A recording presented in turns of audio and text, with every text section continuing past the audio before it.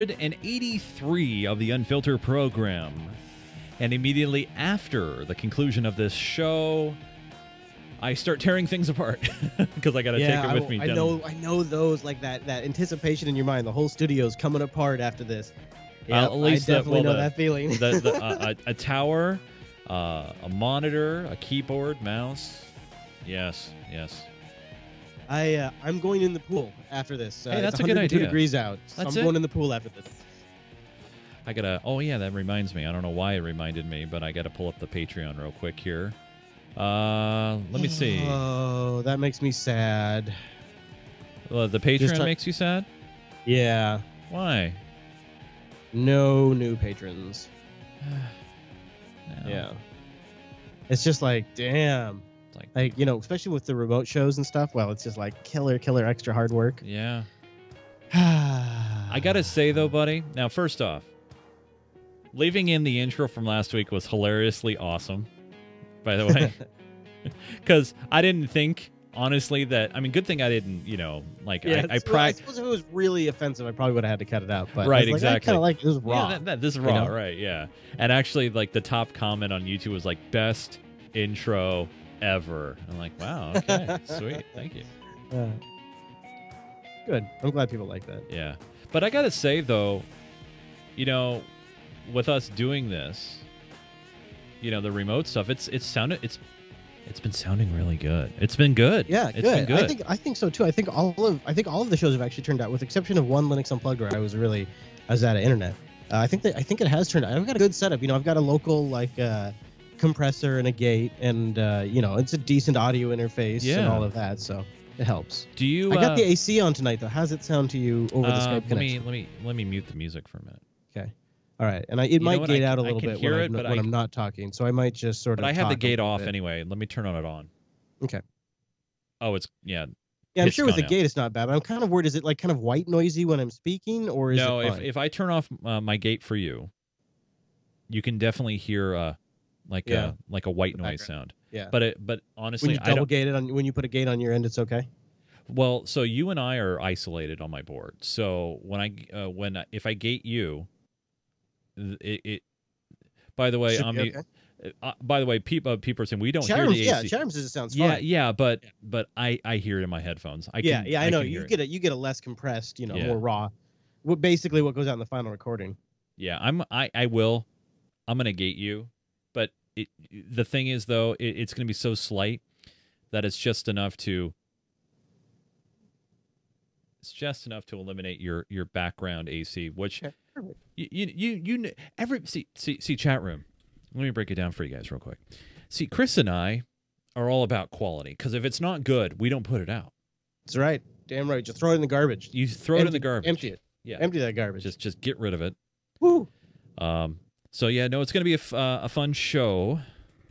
Loads of things to talk about. I should probably use the little gentleman's room before we start, because I've been sitting here for God knows how long. The sun is finally setting, but I've never really been able to appreciate heat like I appreciate it these last couple of days in New Mexico and Texas. The low tonight is the high 70s, and it's like 100. It's dropping below 100 now. But when I got on the air, it was like 102 degrees. It's a hot that I'm kind of appreciating in a way, but I should probably get up for a minute. So I will step away just for a minute. I'll go drain the lizard, as they say, and then I'm ready whenever you are. All right, yeah, sounds good. Drain it, and I'll keep the chat room entertained.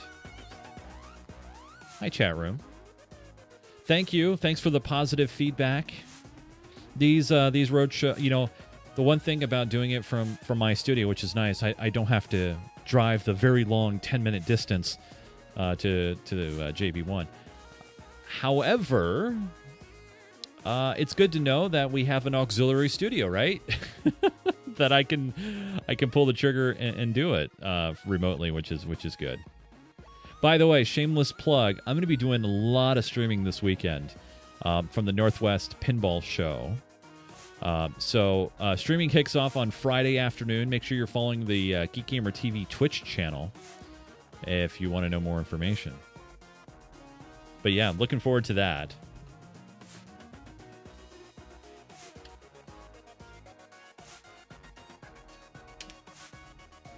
This is Unfilter, episode blah, blah, blah.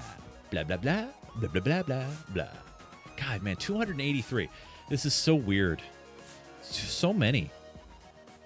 So many.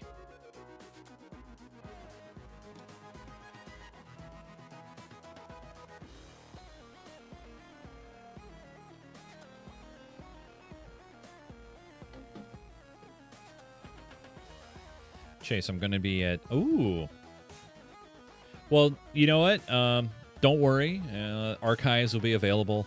There's going to be some great presentations. I'm personally doing a presentation Friday night, 7 p.m. Pacific time.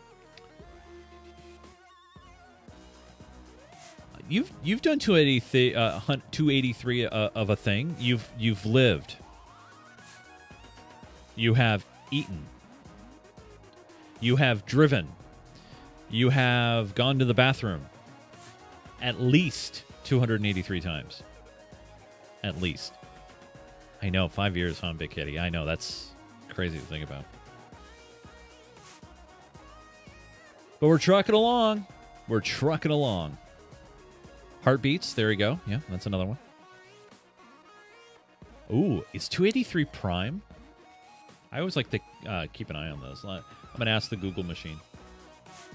Is 283 a prime number? Oop. The previous prime number of 283 is 281. So is that a yes? That is a yes. Ah, okay. So 283 is a prime number. I love that. Nice. So yeah, what do you think? So I'm thinking, I think the news cycle is such that we could probably hit the pause button next week. And if the funding is such, here's my basic premise. Is when we see a drop-off on the Patreon contributions, it's just a pullback on people's priorities. Like, it's not that the base isn't still watching the show, but I think there's just, it's the summer. I don't know what it is. And the thing is like, when we still have like 85 people who are declining on their cards. So not only is it like super, So let me ask you this question. Yeah. When do you want me to go through? Because I do have the ability to remove them. Because I don't know. I guess we got to make that call, don't we? I guess. Yeah, because it does. Next. I mean, the thing is, like, people sometimes are a few weeks behind, so I don't want to be like. Right, but it does say in the back end how long it's been. Like how long it's been declined for them, and I say, what I used to do for the Minecraft Me thing is I usually gave them 30 to 45 days. If after 30 to 45 days they're still showing up as declined, I pull them off. In this way, I mean, some people have been months. I know. And months. Well, wow, that's a lot of latitude because it. Yeah, well, it's like we don't want to cut people off, but at the same time, but you don't want to give a false sense to the people to the people who are supporting us that we're doing great, and that right now it appears that way, because when you look at the homepage of the Patreon, it says that, but it's not an accurate number. So I mean, at some point we're going to need to make it accurate. Yeah. So I think, my thought is, because I'm going to be working like crazy next week. Yeah. And because we're 80 in the hole, plus we haven't picked up any this week. Yeah. I think we hit the pause button. Okay. Plus that lets producer Matt kind of slow down for 1 week too. Works for me because I'll need to reset and then it gives you more studio. time to put your studio back together. Yes. You know. Yep. Works for me. So it's sort of just kind of just makes sense. So I think we just kind of need to explain that during the Patreon segment. Sure. We do have a couple of Club 33, so at least we got that. But yeah, no, I mean... Yeah, and I think like if there was something big that happened, I could always, break in with something, but... do you think So I got video, obviously, return video working for you. Yeah. Do you want me to keep it? Or do you think it hinders your bandwidth? What do you think? Is the audio okay? It looks like, You sound fine. If you everything's can handle checking out okay. All right, cool. Then we'll keep it. Yeah. Okay. Yeah, because that's nothing for me. That's a sneeze on my connection. Yeah. So yeah, I imagine. All right. Cool. So let me pause Ronald, and I assume you are ready to rock. I believe so. So yeah, when you're ready to record on your end, hit it, and let's just let's do a podcast, Chase. Yeah, let's just do a show. Let's create some content because I like the content thing. Yeah, Whoops, let's do it live. I didn't mean to do that. Turn off dial pad. No dial pad. By the way, Cubicle Nate, what I am doing, as I was explaining earlier, I'm going to be at the Northwest Pinball Show this weekend. I'm going to be doing the streaming coverage of all the seminars. And so part of that is I need to bring my rig down there to do it. Kind of like what we do for Linux Fest Northwest. Yep. Exactly. You're going to be doing that. You're going to be doing that. Noah's going to be itself doing that. Yeah. And I'm going to be at Texas Linux Fest. I'm not going to do it live, but I'm going to be doing interviews and doing the booth thing. So it's going to be a crazy weekend. The funny thing about it, though, is I don't know if you've ever run into this, Chris, but so I'm setting up the equipment. I'm doing everything. I got some of my friends and crew coming down to help out. However, Friday night at 7 o'clock, I'm actually presenting on stage, so I cannot be back at the computer to make sure everything's working fine. You know, it's like I have that little bit of anxiety, if you will, just a smidge. Sure, yeah. Oh, do you remember the Snowden stuff being episode 55? I thought it was like in the 80s or something. Really? Yeah. Wow. But Omni's in the chat room saying it was episode 55. Snowden is snowed under. Wow. I don't know. I would crazy. No, it was System T. That was System T that said that. I would almost ask for verification on that. But anyways, yeah, I'm ready. I'm ready to do this. All right, thing. cool. Live, I just need to do live from. I have a. Let's see. Wait, we can chat after the show. I had an anecdote I wanted to share with you at the top of the show, but now I honestly can't remember what it was. Maybe I'll remember by the time we get there. I think what I'm going to do, Cubicle Nate, I'll talk more after the show. But basically, I'm almost printing my entire setup, minus the high PR40s in my mixer. I have a kind of a Rode mixer, but I'll talk about it afterwards. Oh yeah, buddy. Yeah. Do so. Cubicle Nate, remind us. Yes. I should start the show so we can bang suggest. Oops, sorry. Oh, geez, sorry. I had to smash my mic. I remember my anecdote. The RV got sideswiped this morning. What? Yeah. So I wanted to talk about that a little bit, maybe towards the top. Talk about being in Texas. All right. Well, wow. All right, guys. We are doing episode 283 of the Unfilter program. And now I'm hitting record. Don't forget to hit record. Recording is important, kids. I agree. Because if you don't record, you don't have a show. Pro tip. All right, you guys. This is episode 283 of the Unfilter program, and it begins in 3, 2, 1. This is Unfilter, episode 283, recorded on Wednesday, June 6, 2018.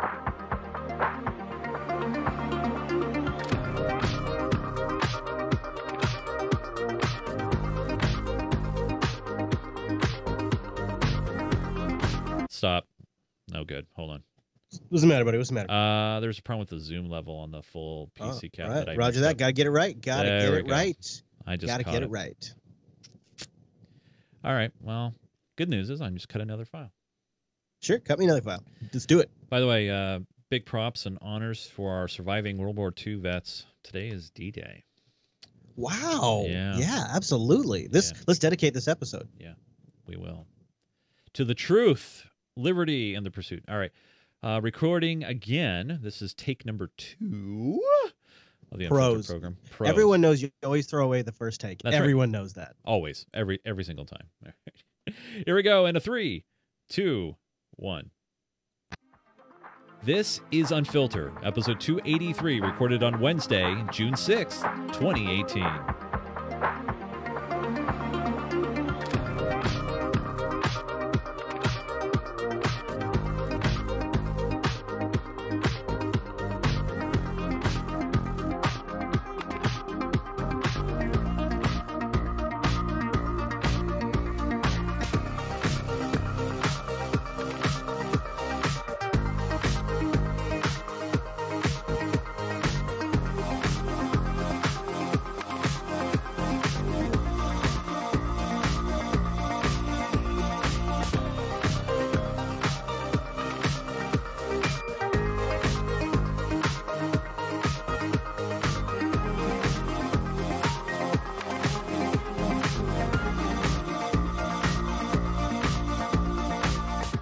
Hey, Unfilter audience out there. This is episode 283 of the Unfilter program. Jupiter Broadcasting's weekly show about the news you shouldn't be watching. And joining us this week from some undisclosed location from parts unknown, Mr. Chris Fisher. Hey, Chris. Hey, buddy. It's new territory. I am discovering it now. I think I'm going to name it Austin. I'm going to name it Austin, Texas. Texas. Yeah. Yeah, I know it's new. You've never heard of it before, but I think it's going to be big. I think people are going to really like it. Yeah, I made it, man. I made it all the way down. That's a long like drive. Something like 2,700 miles, 58 hours of driving, and 102 degrees temperature. I am here doing Unfiltered live for the first time ever from Austin, Texas. Now, what people don't maybe our awesome audience, they understand. And if you're tuning in for the first time, typically Chris and I are staring at each other. You know, I go over to JB1, our main studio. We're looking at each other. But for the past 3 weeks, we have been doing a on-the-road thing, and it's been working out incredibly well. Thanks to producer Matt and yourself and our entire community. And you, buddy. Oh, thanks, man. Thanks, buddy. By the way, before we even get into any of the meat and potatoes, I want to give a huge props, and we're going to dedicate this show to all the men and women who supported and also fought and have passed on during D-Day. Today is the day of D-Day when America, along with Canadian forces and many other countries, stormed the beaches at Normandy and went into Europe to free Europe from the Nazis. And so we want to dedicate this to you guys. And yeah, absolutely. I think it's kind of awesome that we're doing a show, and our first show from Austin, Texas, on that day. I woke up this morning, and that was not the first thing on my mind, so I actually really appreciate you reminding us, because it has been a crazy day, and it's easy to kind of forget about that a little bit. Yeah, no, it definitely puts it in perspective. I mean, I've heard, and they say that this is the most important day of our world, of our modern world, because you've always seen those movies or you've played those video games, the old what if scenario where what if that didn't happen, or you remember, or that episode of Enterprise that was extremely unsatisfactory, where they at the end of yes. the Xindi arc. Oh, I don't want to spoil it. Yeah, actually. Never mind. Spoiler alert. Yeah, just in case. I said too much already. Yes, but I do know what you mean. Yeah. So yeah, we got a great show though. We got a great show packed. Huge show. Huge show. We tried to condense it down to the things you really need to know this week. I want to just share a roadshow anecdote, because we've only got maybe one more of these roadshows left. These I'm not have been quite fun, sure what by the the math way. works These have out been to great. be. I've enjoyed them. They've been fun. Hopefully you guys have been liking them too. Yeah. So I thought this might be second to last roadshow, and let's share an anecdote. So this morning, well, actually, it really started late last night. We drove really hard after I got done with Linux Unplugged. We drove until about midnight, which is just kind of challenging for me because I get kind of sleepy after about 10 o'clock. But we had the music going, and I had caffeine, and so I drove till about 12:30. We got to what Texas calls a rest stop, buddy. Let me tell you something. One of the underappreciated things about the Pacific Northwest and California to a degree is their rest stops. Yeah, they're good. Yeah, we have gorgeous rest stops. We have beautiful rest stops with lots of space for trucks and cars, RV dumps. The East Coast has something that's kind of like a rest stop, but it's also like a shopping mall, commercial center too. Like they have their own thing going on. But in the Pacific Northwest, we have these beautiful shaded rest stops that you can sleep at for 8 hours, and it's loud because there's truckers around, but it's nice. In Texas, they have strips of cement along the side of the road, and everybody just kind of parallel parks. What? And this morning around 5 a.m., a trucker in just a white generic commercial truck was backing in behind Lady Jupes to parallel park behind us to sleep or whatever he's done for the night. And he clipped our awning, which was in, but he just clipped the bar and bent it out. And so it shot up, and because it's spring loaded, and of course it shoots out into the air. Wow. Well, I get up at 6 a.m. because this thing wakes me up, and I'm like, so I do some Unfilter work. That's the first thing I do when I wake up. I do some Unfilter work. And I'm like, I don't know what's happened. I just got woken up, but I don't know anything's happened. So about an hour goes by, I get done doing my morning work, and I start driving down the road. And this rest stop is lined with semi-trucks along both sides because everybody's parallel parking, and it's just a strip of cement. Yeah. And as I'm driving past, I'm close, but I'm not touching another truck. And as I'm going past him, all of a sudden I start hearing dragging. And Hadia's sleeping, but she jumps out of bed. What was that? What was that? Did we hit something? I'm looking. I'm like, no, there's 6 feet between me and that vehicle. I haven't hit anything. And I look in my mirror, and I see my awning bar on the right awning bar is sticking out, and it's slicing that truck. Well, I'm pretty positive that that's the truck that backed into me, because once that happened, he took off. He just took off. I bet he did. And I didn't have a chance to talk to him or anything, and I had to pull over on the on-ramp. This is our last haul. This is our last 180 miles. After 2,800 miles, this is the last 180. We've driven through thunderstorms. We had hail the size of golf balls. We had 60-mile-per-hour winds. We've made it through all of the passes. And then in the last 180 miles, we get sideswiped by a trucker who takes off. So I ended up zip tying the thing back together. Oh. And just basically hauled down here. You don't have a dash cam or anything, do you? Not of the side. No, I do have a dash cam, but not of the side of the RV where he hit me, because it was a long, it was 15, 20 feet down the side of the RV. Right. But so I got it just kind of like, it took me about 45 minutes, but I got it kind of put back together. We got down here, but the thing that really kind of sucks is, first of all, it's going to be like a $300 repair, because they're going to have to replace the whole pole and the mounts, and it includes a motor for the awning to go out. There's a motor on each pole.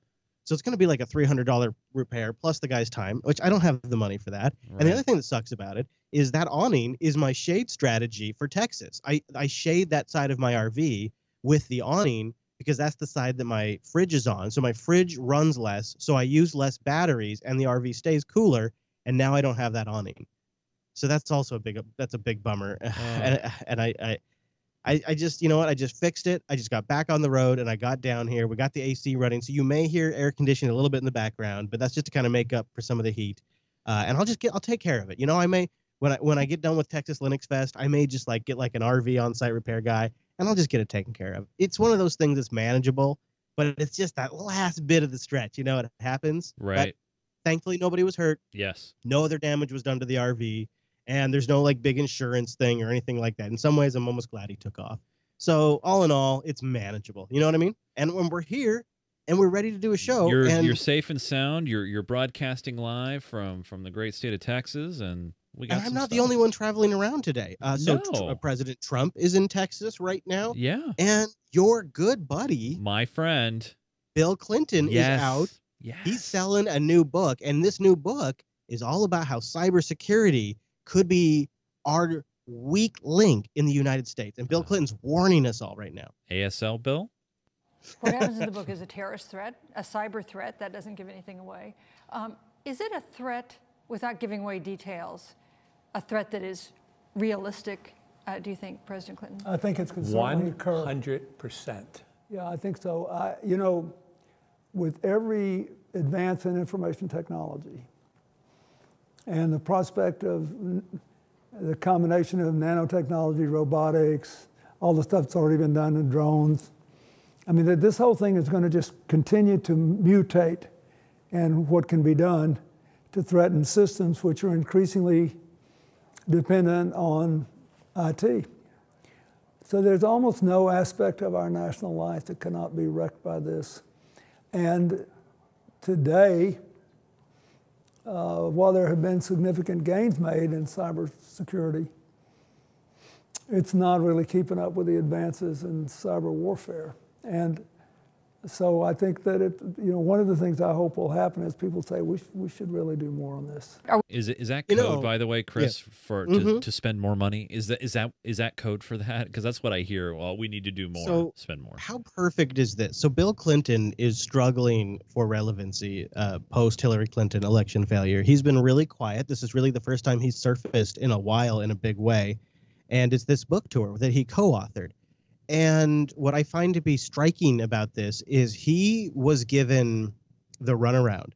He's a former president of the United States, and the media went after him on Monica Lewinsky in several interviews when he was there to sell the book. They went after him about hashtag Me Too. The Me Too they thing, went after, about Monica Lewinsky, if he did the right thing, if he should apologize. It's like the cachet of Bill Clinton has faded. And so I think he very astutely has recognized this political weakness that they currently have. I mean, Bill Clinton made a mistake, dude. He let go of power. At some point, the Clintons lost power, and now they're screwed.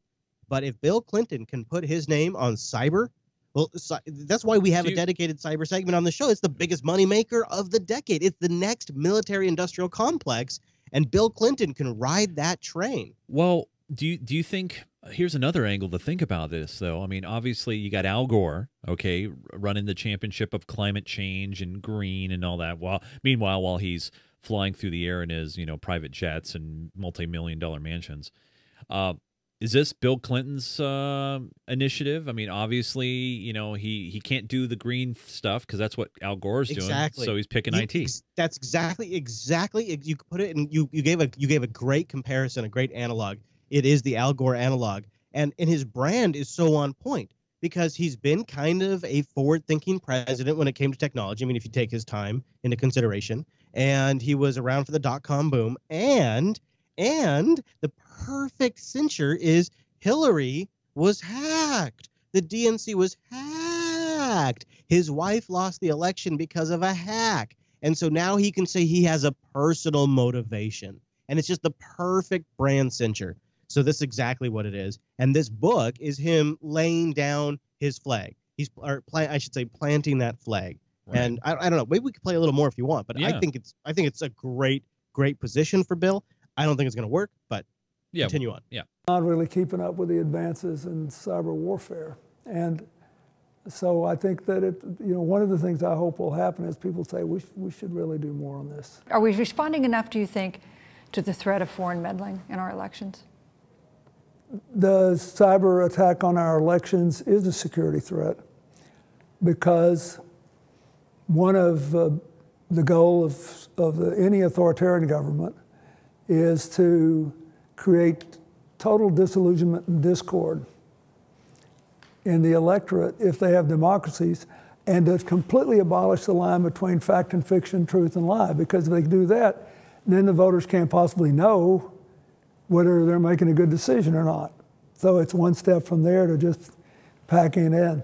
Is it hard in this day and age to write Washington fiction because Washington reality is so jaw-dropping? You wake up in the morning and you think... Right. I just love that question. Yeah. It's like the House of Cards question, right. Only they just rephrase it in different ways. Yeah. Now, there's a particular story when it comes to cybersecurity that we've followed for a while, and it spun up during the elections. Yes. And that was when the Department of Homeland Security was doing sort of weak penetration testing, essentially checking ports, trying to do some basic database logins. But it really started this conversation about securing local elections, securing local databases, and election, quote unquote, hacking. And that's a phenomenon that your good buddies, my friends over at CrowdStrike, are going to just completely capitalize on. CrowdStrike CEO goes on Bloomberg to essentially say, hey, if you have federal funding to spend, we'll help you spend it. Again, like I said, let me plug Chris and Chase, Cybersecurity Consulting Group, LLC, is at your service. Being hacked, even just the threat of a cyber attack, is enough to keep companies and customers up at night. Take, for example, the Bank of England, where a new internal watchdog report has identified cyber attacks as a major risk that could lead to the demise of the institution. And on this side of the Atlantic, a new U.S. State Department report that says the government needs to overhaul its strategies for stopping cyber attacks. That's coupled with concerns that U.S. elections are increasingly at risk in the current primaries and ahead of November's midterm elections. For more on this and the state of cybersecurity around the world, I want to get to Bloomberg's Caroline Hyde in London with a special guest. Okay. Caroline? All right.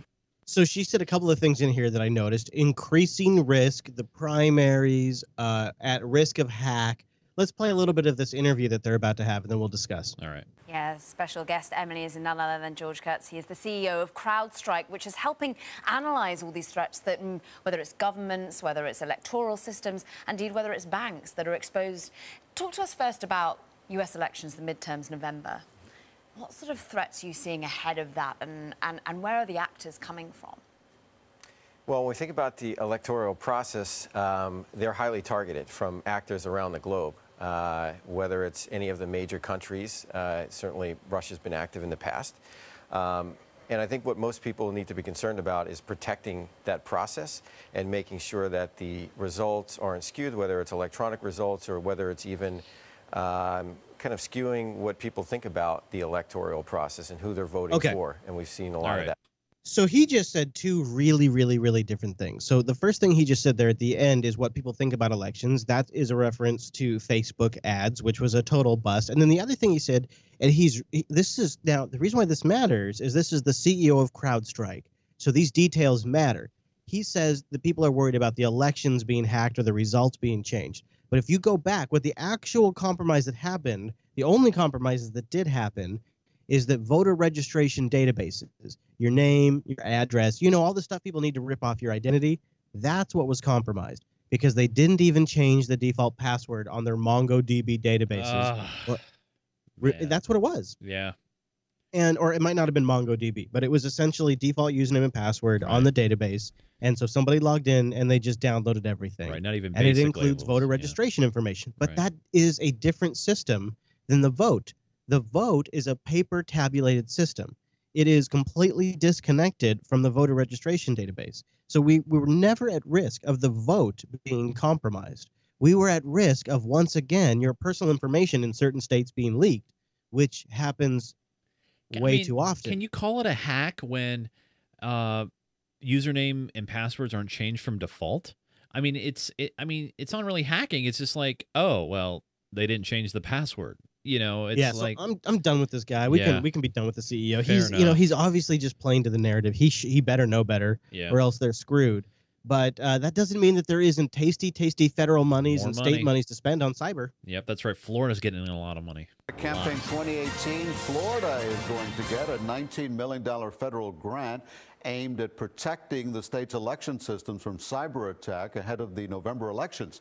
Governor Rick Scott ordered the state to apply for the money. It's part of a national election protection program President Trump approved in March. There was an effort to infiltrate the state's election systems ahead of the 2016 elections. But what are you talking about? I thought that didn't happen. I thought we were safe and everything was good. I guess I was wrong. Got to spend that money. Got to spend that cyber money. I bet the DHS is going to be happy to help them do that too. Yeah. So over the years, we've been ramping up the rhetoric against Russia. And then once Trump came into office, a lot of sanctions have actually gone into effect.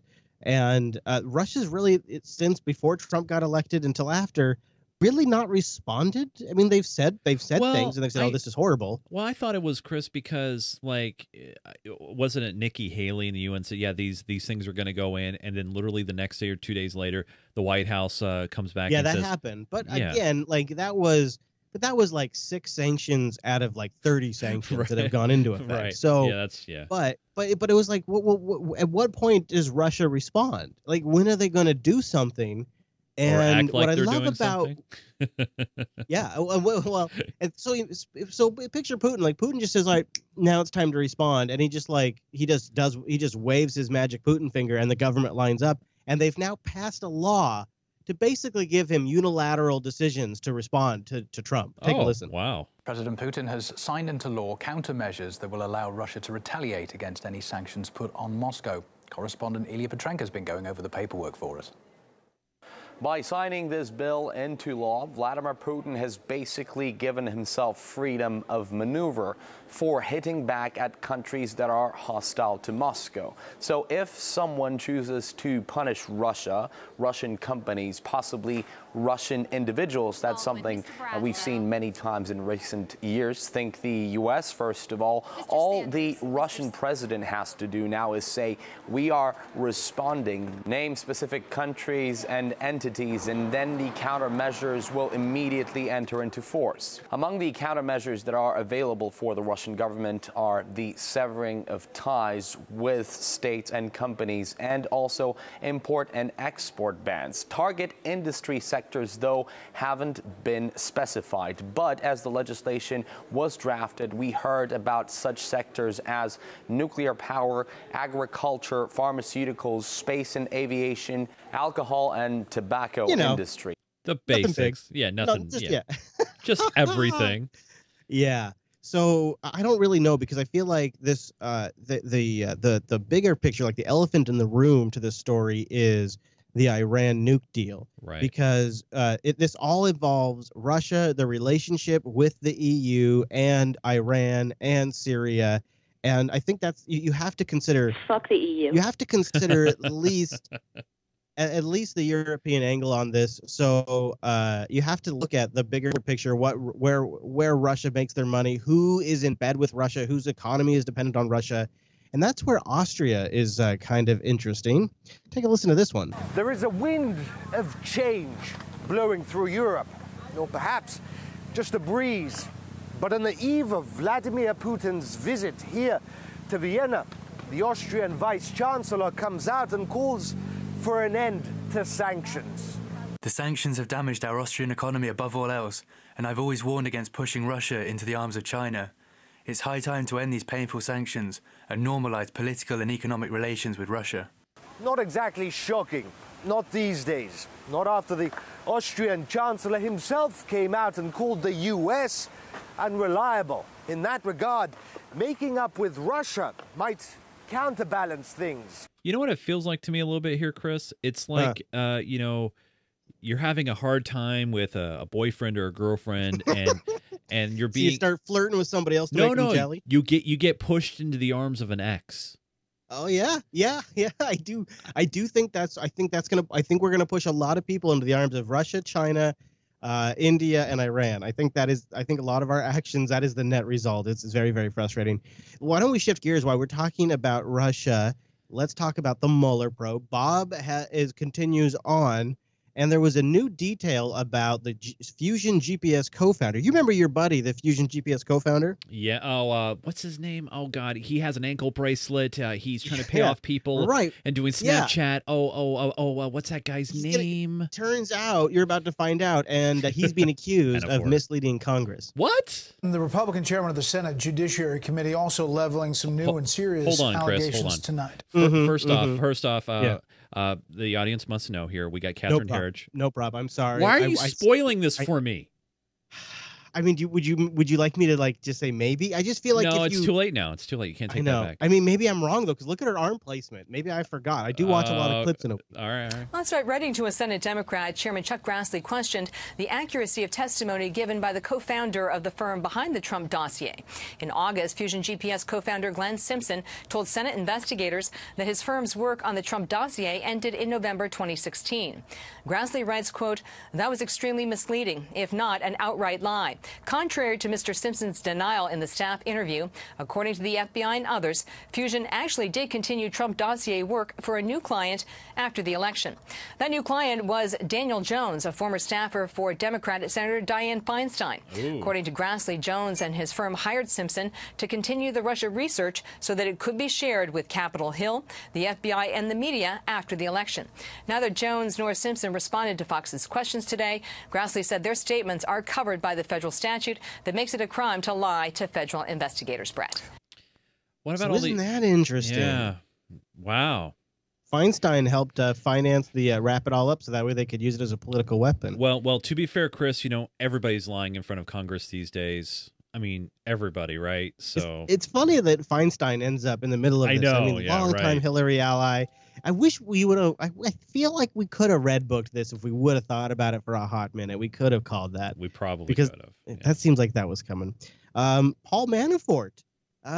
Turns out maybe was doing some quote-unquote encrypted messaging with potential witnesses. What? Breaking news tonight. NBC News has obtained a new court filing from Robert Mueller's investigators asking a court to revoke Paul Manafort's pretrial release, saying that President Trump's former campaign chairman attempted to tamper with potential witnesses. The court filing states that Paul Manafort called, texted, and sent encrypted messages to two witnesses in February, quote, in an effort to secure materially false testimony. This outreach apparently occurred following the public disclosure of her superseding indictment of Manafort.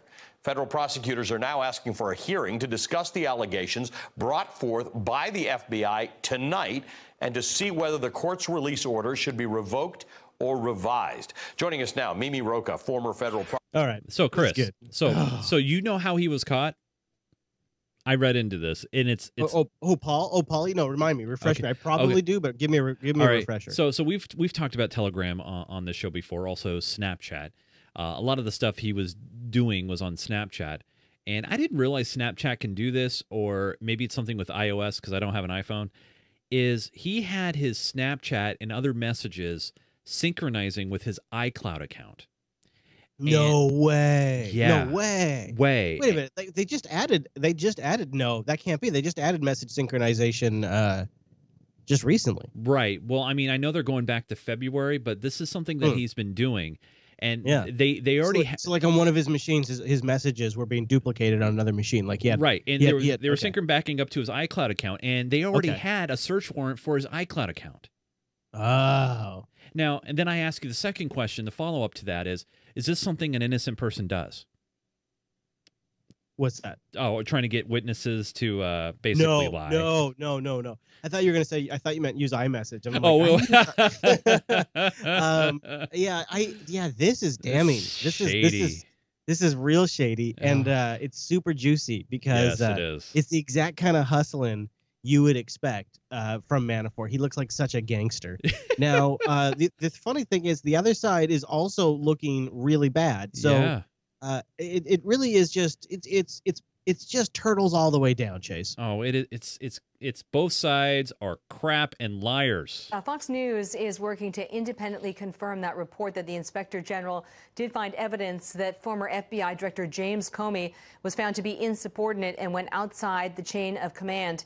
Based on our ongoing reporting, we understand one of the primary episodes the Inspector General was investigating was his decision in July of 2016. You see the event here, or you did just a moment ago, to publicly announce the findings of the FBI investigation that used the code acronym MYE, or mid-year exam, and that he was recommending against criminal charges. That's the key development there, because typically that decision would be under the purview of the Attorney General Loretta Lynch, but that was a responsibility that Director Comey took upon himself.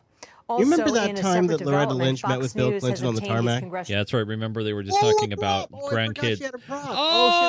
Prop watch.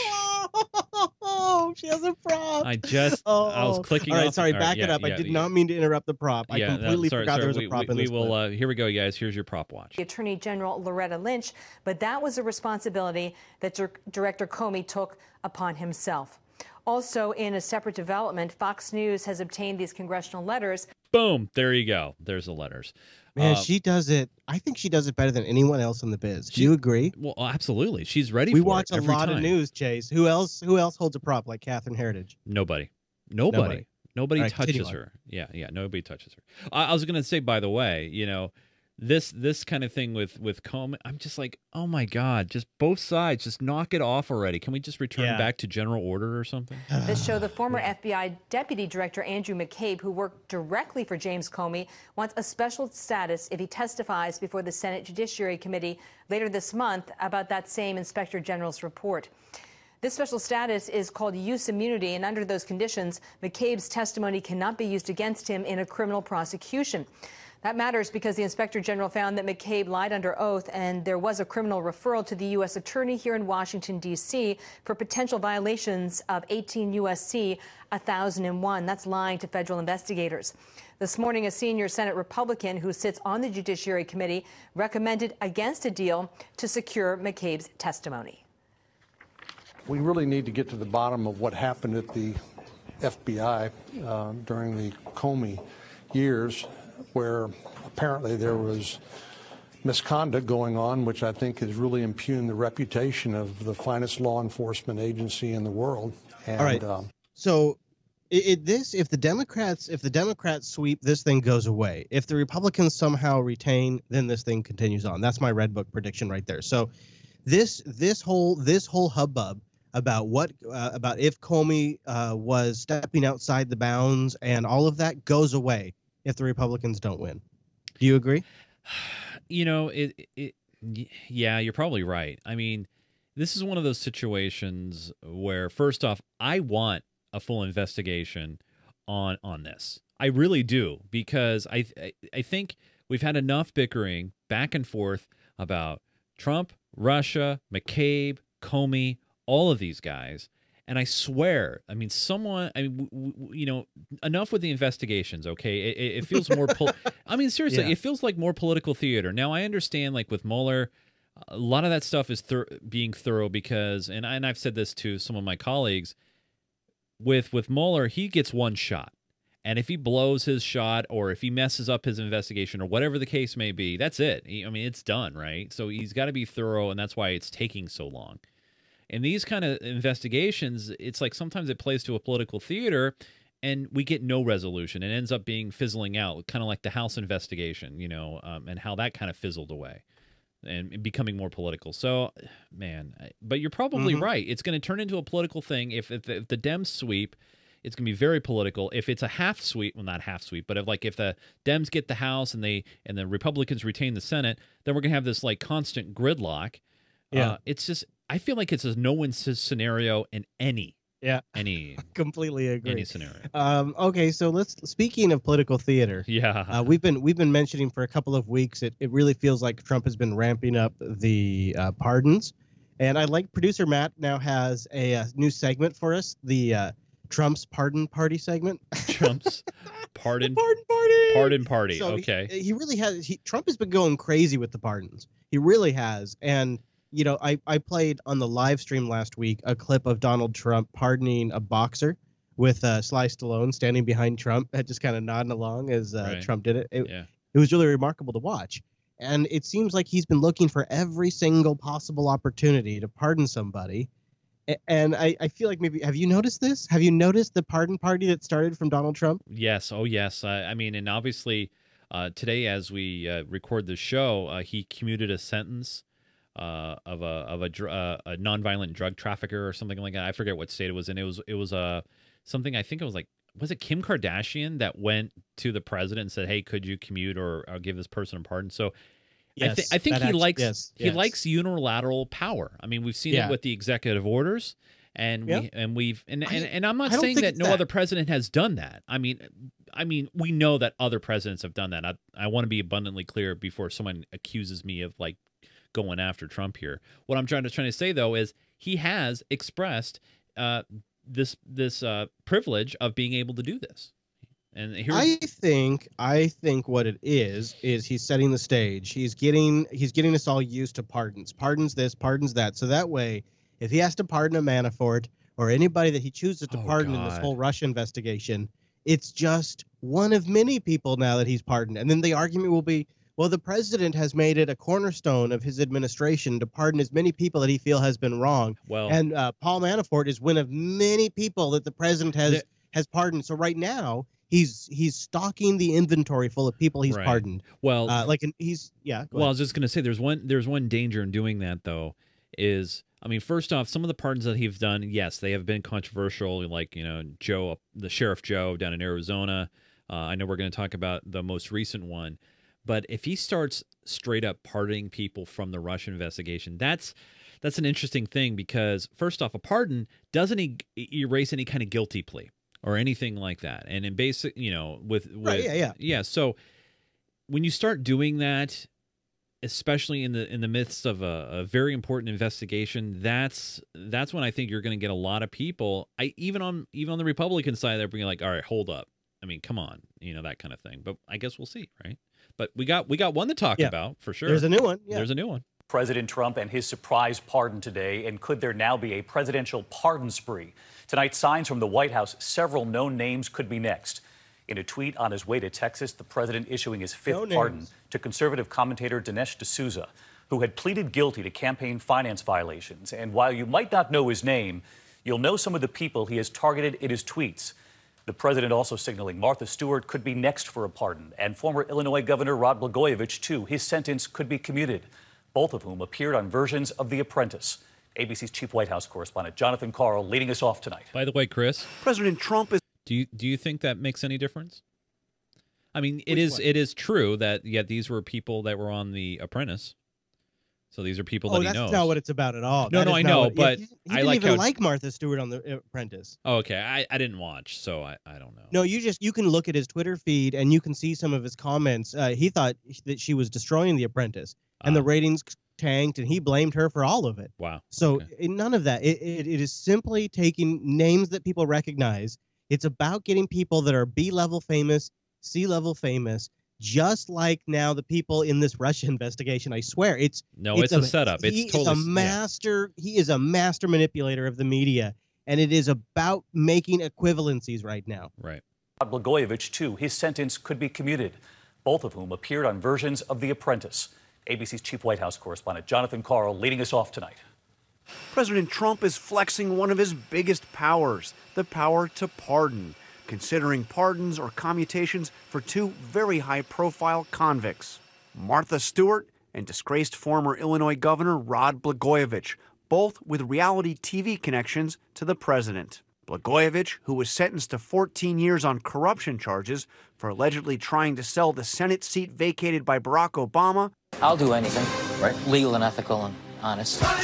was a contestant on Celebrity Apprentice. So what do you think that, why are they pushing this angle so much? Because it seems pretty obvious on its face that it's not about the fact that they were involved with Celebrity Apprentice.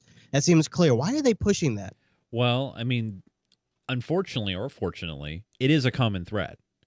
I mean, it is. I mean, yes, I feel like it's lazy. It's like lazy. It is kind it's a lazy yet obvious thing that has to be. Now, I wouldn't probably dwell as much time on it that ABC is doing right here by obviously playing clips from the show. Yeah. However, they are trying to form the story that, yeah, the president knows all these guys. Yeah, the president was on TV with all these people. And obviously the president also knows that since these people were on a show, and maybe that's the angle that maybe the president's playing here, is like you said, he's setting some groundwork with these B-level celebrities and politicians, if you will. And he knows that they have a connection to The Apprentice, and it just kind of goes a big full circle, if you will, if that makes any sense. Well, also, one more thing I'll add, and I don't have references with me at the moment, so I can't sound as educated as I should. But if you look at the prosecutors or the people that went after these individuals... Oh, yeah, Comey was involved in a couple of them, right? In a couple of them, exactly. Yeah. It's people that he has a grudge with. And I think that is more the connection than anything that has to do with The Apprentice. Right. That's my opinion, though, obviously. No, it's a good point. No, very good point. He was eventually fired by Trump on the show, but on Air Force One today, the president said this about him. He's a Democrat. He's not my party, but I thought that he was treated unfairly. He shouldn't have been put in jail. By the way, Democrat. First off, by the way, party shouldn't matter. When it comes to giving pardons or commuting sentences, it's about analyzing. And see, this is the area that nobody is giving Trump enough credit. It's happening. You're doing it right now. The chat room is doing it right now. This is what's so brilliant about Trump. This is what he is good at, is this. He's going to, when it comes down to it, they'll be able to say, we pardoned Democrats, we pardoned Republicans, we pardoned politicians, we pardoned average Americans, racists, we pardoned celebrities. Right. It's the whole spectrum, including Democrats. And I think this is what's brilliant, is this narrative that they are building right now. And ABC is lapping it up. Yeah. And they're even juicing it up with clips of Trump looking like a boss on The Apprentice. Well, yeah, but I mean, I will say though, Chris, the whole thing, he's spinning it up to act like he's being impartial, but he's really not. And that's I agree. and that's where it's like he's like, look, I'm doing it for Democrats and anybody, But as your good buddy Barry would say, it's about the optics, Chase. He's That's creating right. the optics around the pardon. Absolutely right. Yes. And Martha Stewart, who served 5 months in prison after her conviction in 2004 for obstruction of justice and perjury. She did an Apprentice spinoff shortly after getting out of prison. Trump listed as an executive producer. I'm looking for The Apprentice. The president said today Stewart was treated unfairly, adding, quote, "She used to be my biggest fan in the world." This comes as the president today issued a pardon for Dinesh D'Souza, a controversial conservative writer who admitted making illegal campaign contributions and was sentenced to 5 years probation, including 8 months in a detention facility. D'Souza, the president said, was treated very unfairly by our government and should have had a quick, minor fine. So first off, by the way, treated unfairly. Interesting there. He pled guilty to a plea deal. He took a deal. It's not like that I disagree with on the president on. It is a column now that has been checked off. You got somebody involved with campaign finance fraud. Isn't that interesting? I know. You want more of this? No, actually. Okay. I don't think I do. No. Now, I think I'm good. Now, so we talked about other people, right? We talked about, Democrats, Republicans, people he felt that have been wronged, but he also feels like he can pardon himself. Let's check. Ultimately, that's where this is going, right? It could be. We could have a constitutional crisis, as they say. On his 500th day in office, President Trump is claiming that he has, quote, the absolute right to pardon himself. So tonight here, our John Carl pressing the White House on this, asking, does the president plan to use that power to pardon on himself? Today, a defiant President Trump declared himself effectively immune from prosecution, tweeting, "I have the absolute right to pardon myself, but why would I do that when I've done nothing wrong?" Later, White House Press Secretary Sarah Sanders refused to rule it out. Thankfully, the president hasn't done anything wrong and wouldn't have any need for a pardon. But does he absolutely rule out doing that? I mean, does he rule out ever issuing a pardon for himself? Once again, thankfully, the president hasn't done anything wrong and therefore wouldn't need one. The top Republican on the Senate Judiciary Committee scoffed. This is a plan B to me. Like, this isn't the plan A. This isn't their master plan. This isn't how they're going to get out of the whole situation. This is if stuff really goes bad and they have to execute an escape hatch method. This is what they're laying the groundwork for. It will never happen. If it happens, he's impeached. There's no way. Yeah. Okay. Yeah. No. That is really. I mean, he he could do it. Sure, it would probably go to the Supreme Court. Yes. Or Congress would do something, and you know, I would rather, honestly, you know, if anybody was going to be impeached for any reason, any president, I would want it to go through a process based upon, you know, the great crimes and misdemeanors that someone may have performed, not based on, well, he's trying to pardon himself. And remember what I said earlier: if you're pardoning you're pardoning yourself, you're already admitting guilt.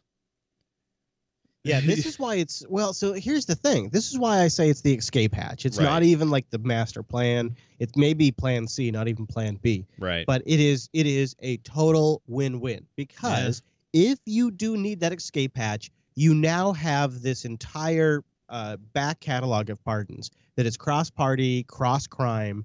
It is a solid, and he's not even done yet, right? So we're probably midstream right now.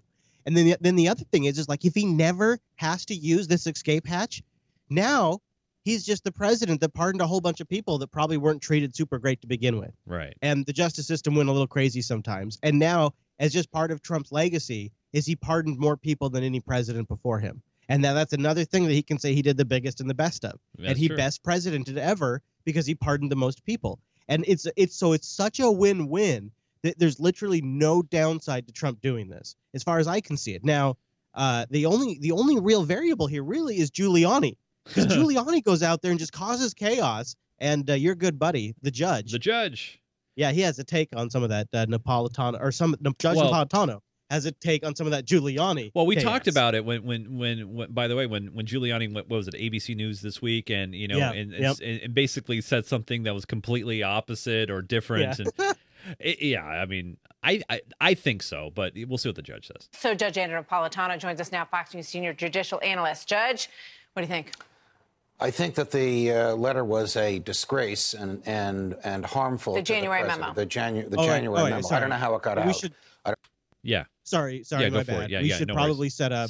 So this memo he's talking about is one that was released by the legal team that was sent to Mueller, and somebody leaked it. It was presumably the White House. It was probably Sarah. Sarah did it. And in there it says that not only can you not come after the president, but this whole thing is not going to work for several reasons, which the judge is going to lay out. Now, that was sent back in January. It's come out recently, I think, since we've recorded the last episode. And so maybe start this over, because that memo is what the judge is responding to immediately. It was like a 20 or 25 point memo, basically saying there's no way he could end the investigation if he wants to. He can do all these things, and obviously. And this was with the former legal team and that sort of thing. Yes. So Judge Andrew Napolitano joins us now, Fox News senior judicial analyst. Judge, what do you think?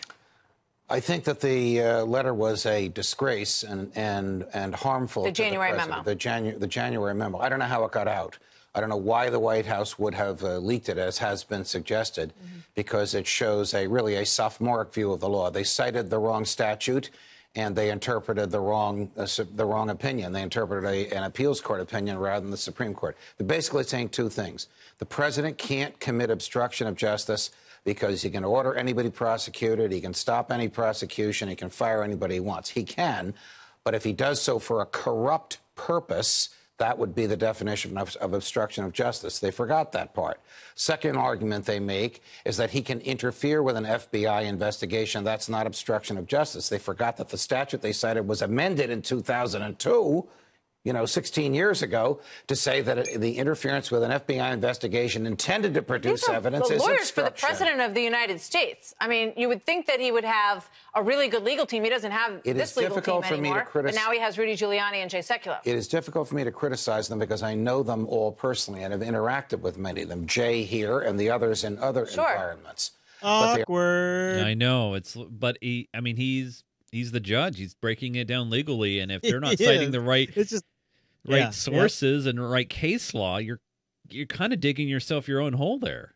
Are not serving him well when they needlessly show their cards, when they make arguments like he can impeach himself. Why even raise that issue? And Rudy Giuliani, who was he could pardon himself. Correct. A brilliant prosecutor suggesting that the president could have ordered James Comey to be shot in the Oval Office and that he could not be prosecuted for that. That is absurd and is a violation of the law. He could be arrested, charged, indicted, released, tried after he leaves the White House. But no way would any law enforcement agency allow a murder or an attempted murder to go uncharged because the person behind it was the president. What's your recommendation? What's your recommendation? I mean, should he fire Rudy Giuliani for that? I don't know, because they have a relationship with which I'm unfamiliar. Perhaps the president wants Rudy causing this chaos. Ding, ding, ding, double ding, triple ding. That's absolutely. Yeah. Yep. I mean, the judge is spot on. This is a great clip because, again, I go back to my initial thing. Is this what I said about Manafort? Is this something that an innocent guy does? It's like, wouldn't you want to just yeah, there's an investigation, but I'm concentrated on the country right now. We need to do jobs, taxes, blah, blah, blah, blah, blah. It's just like... But he is causing chaos, and he's causing people like you and me and our colleagues here and elsewhere to be talking about these absurd, off-the-wall things like, can the president pardon himself? Why would the president want anybody discussing that? It's the 500th day of the presidency, and the president tweeted one tweet about that, talking about, how well he feels that he's got so much accomplished. But he did, probably 9 or 10 over the weekend about all of this. The president has much of which to be proud on his 500th day in office. But whether or not he should pardon himself is not among them. And most respectfully, if Bob Mueller's office is unconstitutional, why did you sanction the Russians that he indicted? And why are your lawyers interacting with an unconstitutional entity? I don't know what his answer would be. Good argument. That awkward feeling when the boss is watching. But you know what? Good on the judge for sticking that takes to legal. It does. Trump is literally watching. Yes. And he can tell because when he says things like most respectfully, and what would your advice be when she asks him, they're asking him to advise the president on national television. Right. Which is remarkable and something that I think we just gloss over because we've gotten so used to it. But it is truly remarkable.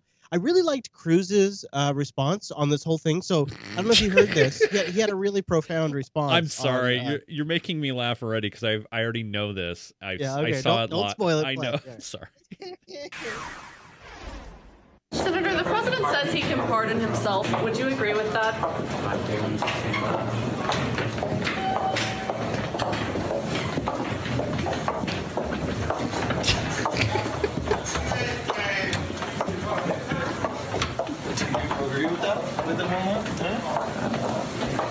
That is not a constitutional issue I've studied, so I will withhold judgment at this point. By the way, now you might have thought that we had made a mistake there because there was all this noise of footsteps. That was Senator Ted Cruz waiting a full 18 seconds before telling reporters he wasn't sure if the president could pardon himself. 18 seconds never feels it just feels so long when it's in a podcast or it's on the air. And you know what the worst thing about that was? He's not telling the truth. Because a handful of years ago, I think it might have been 2014, if I remember right, he actually did some studying in case law, because at the time, obviously, Obama was the president, and there were some abuses or things that were happening. No. I know, it's true. It's true. Hey, so he obviously knows the answer, but he doesn't want to throw anybody under the bus. The president. MSNBC, thanks for watching MSNBC on YouTube. If you want to keep up to date with the videos we're putting out, you can click subscribe just below me, or click over on this list to see That's lots you. of other great videos. I'm sorry, Chase. That's I'm all sorry, right, buddy. Yeah, I just think I just think it's I think the whole situation is very hilarious. Very comical. It is very comical, and I just thought that would be the perfect way to end it, because Cruz is just he's just totally graced under pressure with that whole thing. But it is almost time to get to the high note, buddy. It is, but before we jump into the high note, Chris, I would like to jump into the sack, if that's okay with you. Oh, let's do it. I would like to jump into the Club 33 sack the lies, because that was my theme this week. I'm tired of all these lies on all accounts. Can we just get back to truth? But anyway, we got a couple of Club 33ers chiming in. And Robin Monks says, hey, Microsoft has bought GitHub? Do you guys believe the hype that Microsoft is now an open source friendly company now? I've gotten to watch a lot of excited media, not really have any idea what GitHub is and why it's valuable this week. So for me, we've seen Microsoft do a pivot, if you will, starting actually a couple of years ago, and I think it kind of culminates with Satya Nadella, taking over and trying to maybe branch out and expand, and they included a lot of, Linux-style shortcuts, if you will, in Windows 10, and I think it's an okay thing. I don't know how you feel, obviously, Chris, because, Mr. Open Source here, but what do you think, man? Well, I wouldn't say GitHub. See, I think it's a common mistake. So GitHub was a free service, but it wasn't actually open source. Okay. GitLab, based around the same protocol and all that, is open source. GitHub was a commercial entity. They wanted to be one of the big players. And they're a $300 million company. They just were never going to crack the top 5 tech companies. Somebody was going to eventually buy them. And I don't know whose track record is better right now in that area other than Microsoft. Google was the second contender, and Microsoft outbid them. And I don't know, maybe it's the Washington in me, but I'm kind of glad it was Microsoft and not Google. I feel like perhaps they'll be better stewards. Yes. Michael writes in and says, hey, guys, forgive me. It's been a while, and you may have discussed this, but I wanted to get some thoughts on the recent, quote, talk about fake news hosted by the Council on Foreign Relations, namely Richard Stingel's comments at the very end on propaganda, followed by not answering the final question. Here's a link. It's a pretty interesting link, but if you don't have time, skip to 1 hour, 15 minutes, 20 seconds. Unfortunately, I don't have the technical capability to do that, where Fuck the EU. Doing that. Do you know anything about this? I'm not actually fully tracking, no, but I'll try to look into it after the show. All right. Remember, if you guys want to be a part of Club 33, head on over to patreon.com/unfiltered. Don't forget, you guys, there's a number of you out there that probably, you're on autopilot, you listen to the show, but you haven't checked your credit card details lately. Make sure you do that, because unfortunately, this past month, we haven't picked up anybody, and actually, we're kind of losing because of that. So don't forget to check your cards. Much appreciated if you do. Yeah, I think we're still about 80. They're declining right now. So our numbers are inflated a bit by that. And this week we did not pick up any new patrons. So we could definitely use your help, because we're doing this show on the road. We're working harder than ever for you guys. Yes. So we really appreciate the support at patreon.com/unfiltered. Now, one of the things we've been doing this show since 2012, and one of the things that I think we've definitely realized is there is a bit of there's an ebb and flow to our Patreon based on the news, your interest in the news, and how dedicated you are to the show that week. Now, we have our base and our existing patrons who are always super dedicated, but I'm talking about like the influx of the newbies gives us kind of an idea of the baseline interest in the show that week. And when the baseline drops to 0, it's usually an indication that we can let off the gas pedal a little bit and take a breather and let you guys catch up. And so we're going to take next week off. It kind of is a good time anyways, because I'm going to be working super hard at Linux Academy next week. Chase is going to be rebuilding the studio after an epic weekend, and it gives producer Matt a chance to just slow down for 1 week, just a little bit, and still be monitoring. Yeah, and breathe. Yeah. Yes, absolutely. So we will be off the air next week. And then potentially, depending on the way things go, The week after, and what I mean when I say the way things go, I mean like my drive home and the news and all those kinds of things. If it's a really, really slow news week or something like that, and I'm like in the peak drive home, we may punt the second week as well, which would be kind of a shame because that's our last road show. But if news happens or we get a swelling of support, I think that'd be a pretty good signal indicator that we should do it one last road show. And so right now our plan is to be gone next week, but back the week after with the potential to be gone that week, just kind of depending on how things go. Right. But the core thing to remember is if you just want to get every single episode whenever they're released, the best place would be to go to our website. Yep. Because we have the RSS subscriptions there, unfilter.show, and you can just subscribe and get the show whenever we do it. And when we do it live, I'm posting it for our patrons, for everyone, at patreon.com/unfilter, even if you're not a patron.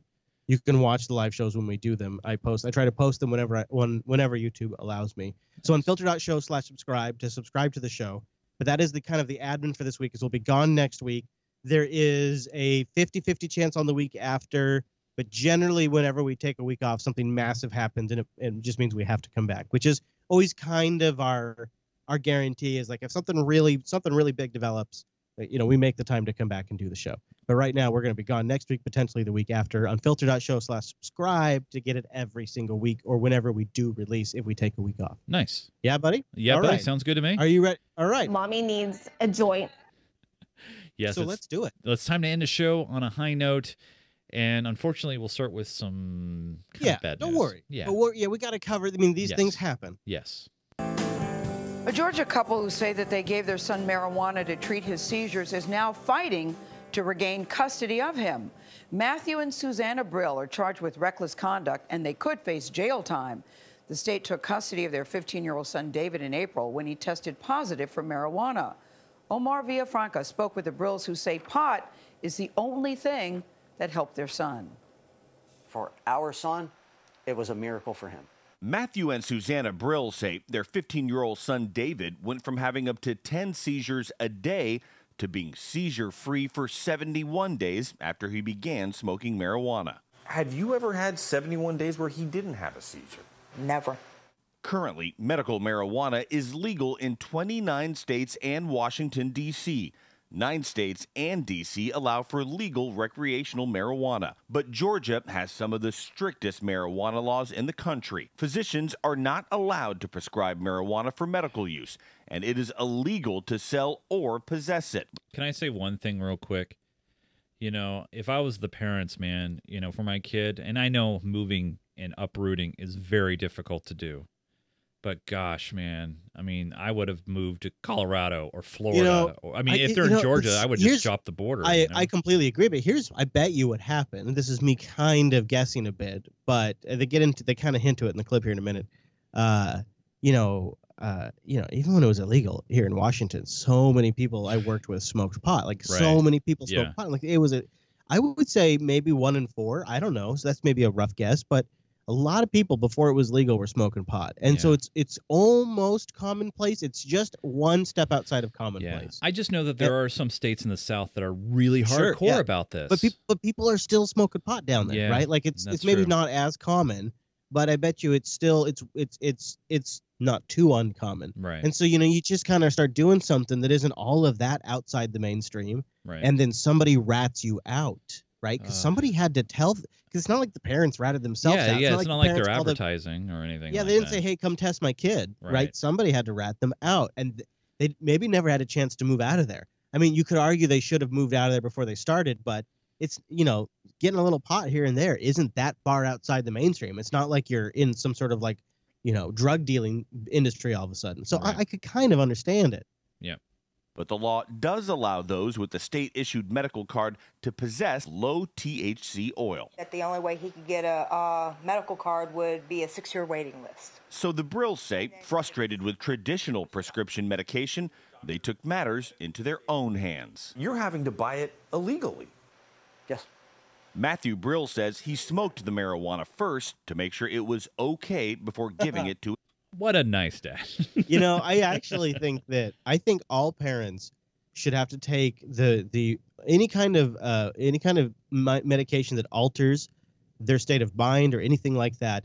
I was prescribed Ritalin and derivatives of it as a child for ADHD quite a bit from an early age to like high school until I just stopped taking it. Right. And I don't think I never once heard the doctor describe what coming off of Ritalin felt like. My parents, I don't think, had any idea what it felt like for me to be stoned on speed. And I think it would be, I honestly, if they wanted to give my kid that stuff, I think I would take one of the pills. And I think I would want to know what it felt like before I asked my kid to do it. Right. And I mean, I kind of understand why he would do it. I really do. Like, yeah, how dangerous is I this? get Because it. people don't have access, and there's no education about it. Right. It's all hearsay and stuff you read on the internet, and people, Yeah. your friends tell you. Yeah, I agree completely. With stepson. You guys got arrested. Yes, You both go to jail.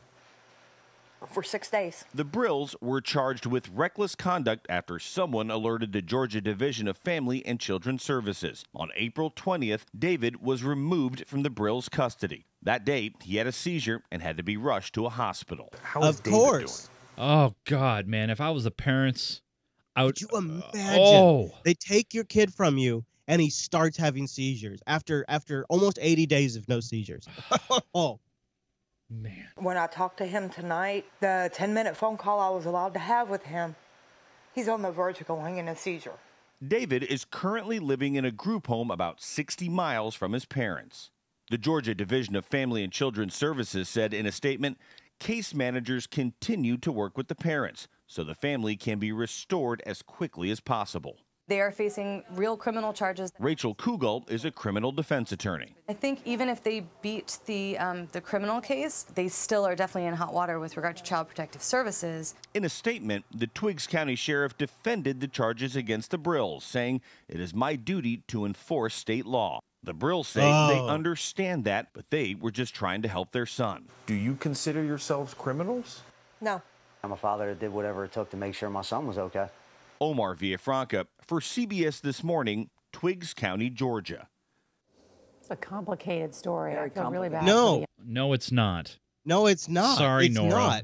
No. And what's ridiculous about this is the whole concept that the state even gets involved in this is just, gosh, it's scary to me as a parent. It really pushes on my buttons. I have 3 kids that I miss so much right now while I'm on this trip, and the idea that somebody would come and take them from me because of something I think I'm doing that improves their lives. Like if one of my kids was having seizures and that stopped them from having seizures, how could I not give them access to that? Right. Especially if there was very little other side effects. Man, it really pushes my buttons. So the reason why we play clips like this in the show, other than to get everybody thinking about this kind of stuff and maybe getting the conversation started more, is this is a people's history. Unfilter is a people's history.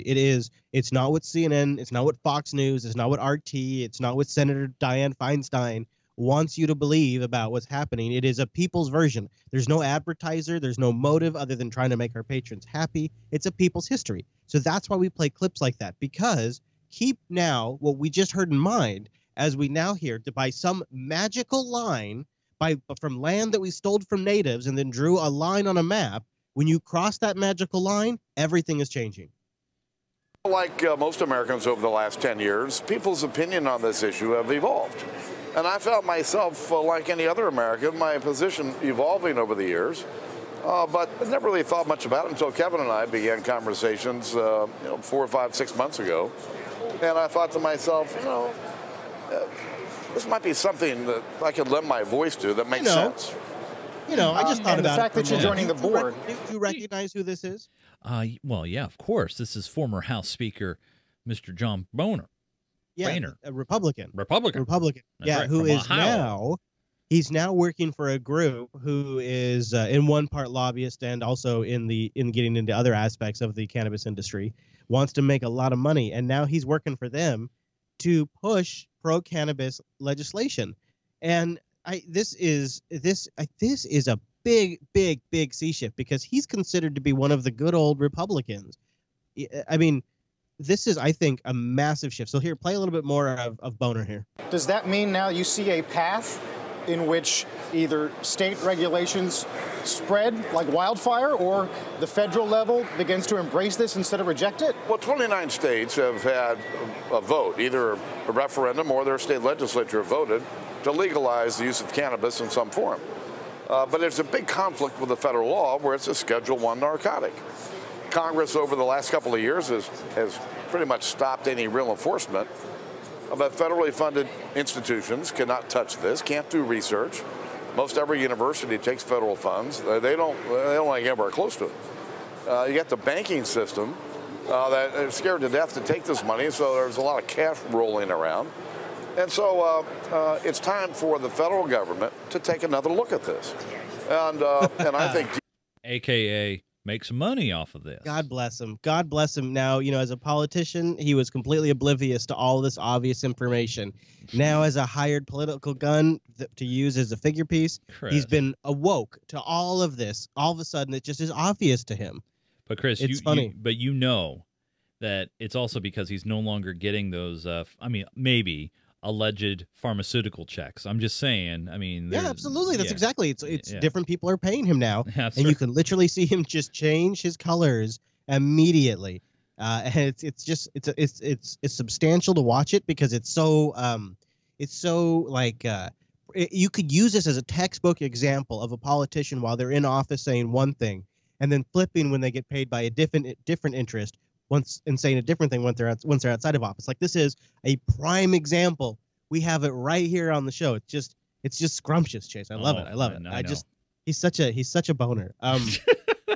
Moving on, though, let's talk about what's happening just a month away from now. That's right. 5:30 opening day for recreational marijuana sales in Massachusetts is 1 month away from today. Yeah, but will you really be able to go pot shopping on July 1st? WBZ's John Keller spoke with the chair of the Cannabis Control Commission.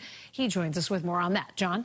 Yeah, Lisa, Liam, there are 38 applicants for pot stores, labs, and other related services awaiting final approval from city and town governments. But the man overseeing the State Cannabis Commission says it's possible none of them will be ready to go by July 1st, as the new pot law has been slow to get on a roll.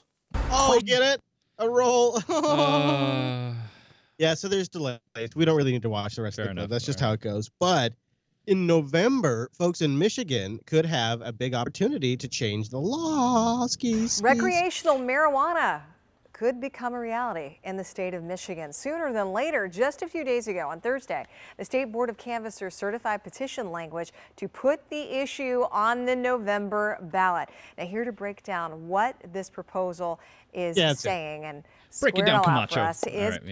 We don't need them. We don't need them. But you get it, right? In November, Michigan's going to have a chance to vote on legalizing it. I think that's kind of big news. So while we have stories of this horrible situation where the state comes in and separates parent from child, we also have more momentum on the other side where it's legalizing very fast. And soon, people are going to have this crazy concept. Get ready for this. Yeah. They're going to have the ability to choose what they put in their own body that doesn't affect anyone else.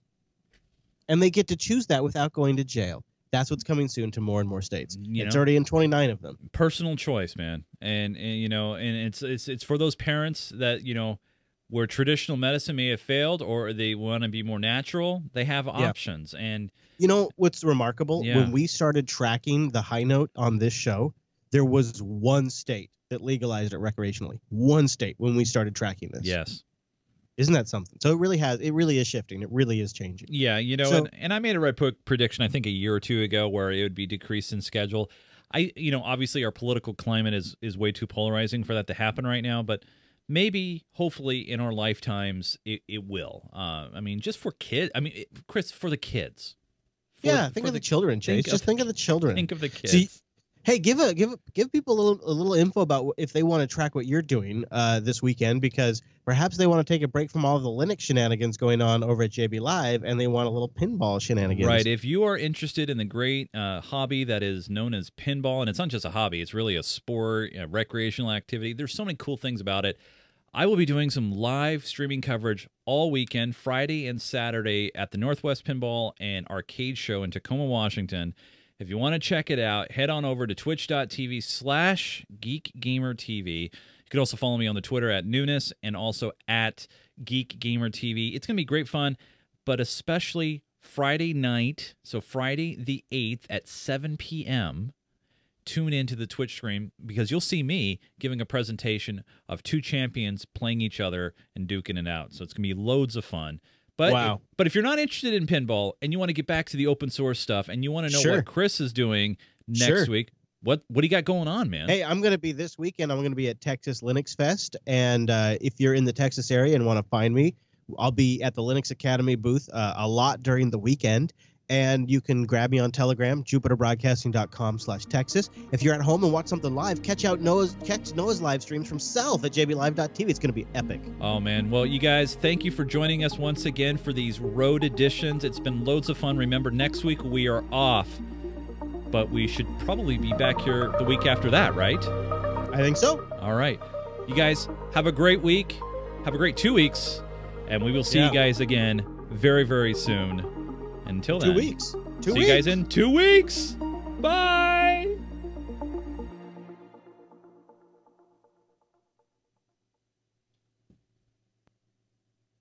All right. And we are clear. Yay.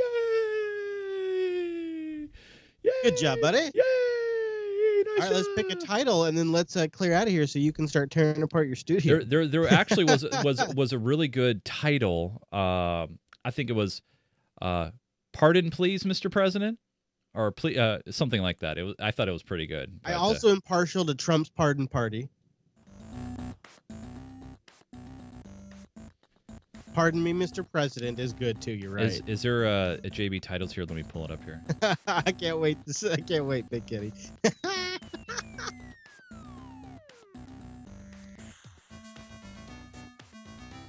Do.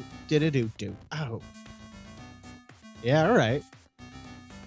All right, jbtitles.com. You guys got to go boat because there's only 4 boats total right now, and it's of course a tie.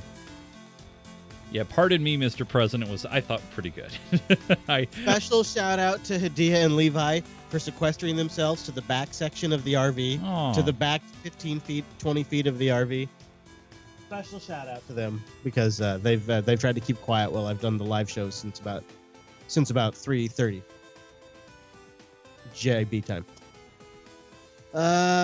So all right, pardon me, Mr. President. It is boom. We got a winner right there. That's a winner right there. I think the people have spoken. We're going with it. That's easy. Awesome. All right. Well, so I won't talk to you next week, but we'll talk probably the week after. Oh, well, and we always chat on I'll get a Telegram chance to say hi to some of the folks in the chat room, which I'm super excited about. Yes, for sure. And you guys, thanks so much, man. This has been a load of fun doing the road shows. We'll hopefully have one more in us. Yeah. Before. Yeah. If you got a friend or somebody who likes the show, suggest them to become a patron. Help us out over there because we've definitely seen a dip, and that's a shame. It's a shame. I know the news hasn't been just crazy mind blowing, but the show must go on, and I think it's still good to keep a record of all this stuff. Absolutely. So we'll see. All right, buddy. Well, thank you so much. I need to upload that video. Actually. Oh yeah. Give me that vids and put that. Where were you putting it in the Dropbox? Yeah, I just put it in the same episode folder. In the same episode folder. Yeah. Let me actually before I let you go, let me make sure that goes. Pretty good for a MiFi connection. I've gotten pretty good reception in a good portion of Texas. Thank you, Big Kitty. Thank you for being here for as many episodes as you make it, really. I mean, it's kind of really appreciate that. Cubicle Nate says, to be grammatically correct, it should be, pardon me, comma, Mr. President. Yeah, is the comma going to be funky in the podcast? No, it should be okay, right? It should be fine. All right, I'll put a I'm also going to, put capitalizations in there and stuff. I think it'll be good. All right, so thank you for reminding me, Cubicle Nate. So basically, what I pack up here in the studio, I have a Mac Pro, cheese grater Mac Pro, that I have to pack up. Classic. Yeah. And then I have my Wii Cube monitor and a keyboard and mouse. A lot of the stuff has already been packed up and put in our store staging area in the garage. But basically, computers. I got some cameras I'm bringing. And I'm just prepared for everything because I'm going to be a couple of hours away from home. So yeah, I know what you mean. You gotta, you basically, if you don't bring it with you, you're kind of screwed. Right. So I'd rather have everything with me just in case I need it. Now, here's the one rub about this whole weekend for me is I have my cameras, but I may not even be using any of them because I'm just doing the streaming coverage. The actual video stuff is being handled by a second crew. Ooh, that could be dicey. And they're only giving me a raw video feed. Oh, So God. that's why I'm bringing. Are they going to be open to your suggestions? Because you're probably going to have many of them. Right, and that's why, for example, I'm bringing my own equipment just in case I need to implement it. Damn, that's like last minute MacGyvering. Yeah, well, if I got to do it, you got to do it. So you should have the file here in about a minute. It will be video. It'll be wall-to-wall video coverage. If you want to check out the schedule, head on over to twitch.tv/geekgamertv/events. And all the events are scheduled up online. You can check them all out. And I'll pop a link in the chat here shortly. Chris, you have a great journey, man, and great fun next week. Stay cool, my friend. Thank you, buddy. Thank you very much. Good luck this weekend, and I'll talk to you in 2 weeks. All right, buddy. See you, man. Have a good one. Bye, Z's. Chatters, you guys have a great one as well. Pinball is awesome. If you have a chance to check it out, please do. Otherwise, this stream will conclude here shortly. Thanks so much. Have a great one.